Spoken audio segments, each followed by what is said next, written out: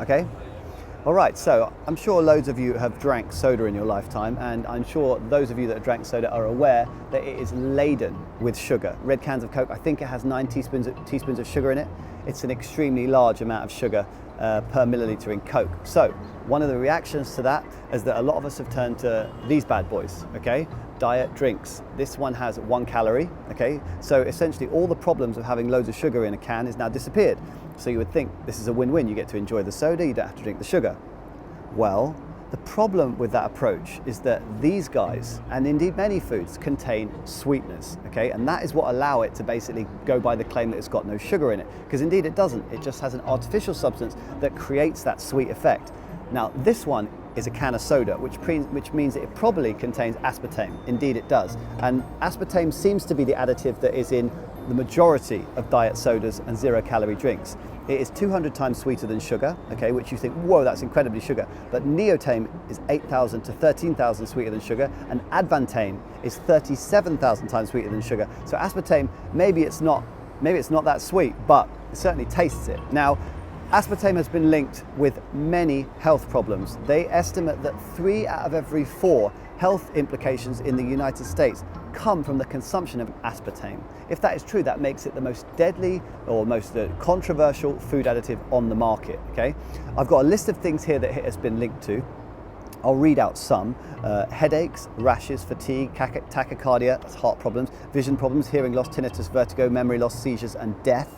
If you have a steady flow of aspartame in your diet, it's been linked to birth defects, brain tumors, epilepsy, mental retardation, leukemia, Alzheimer's, Parkinson's, IBS, multiple sclerosis, and cancer, okay? That is a horrible list of things associated with the consumption of aspartame. It's also been linked with depression, lovely, and also been linked with weight gain. And you're probably thinking, well, how on earth has a food additive been linked with weight gain? Well, it's supposed to give you more cravings for carbohydrates, and it's also promotes a fat storage environment. Some say it stimulates your environment, makes you crave for things sweet. So all those things there mean, many studies say that if you drink a lot of diet drinks, you are likely to gain weight. Now, I wanted to make this video and say definitively, this is aspartame and this is bad. But when I researched it, when I looked at the science, I found that it's a very muddy area, and whether it's healthy or not depends upon which website you're reading, okay? Some of the websites say it's not found to be linked to anything. Other websites say it's the worst thing ever. So what I would say as a kind of balance to giving aspartame a fair shake is that beware of science, quote unquote science, that is funded, okay, by companies that benefit from aspartame and other food additives being made legal. So for example, Coca-Cola recently have come forward with a huge marketing campaign saying aspartame is absolutely fine.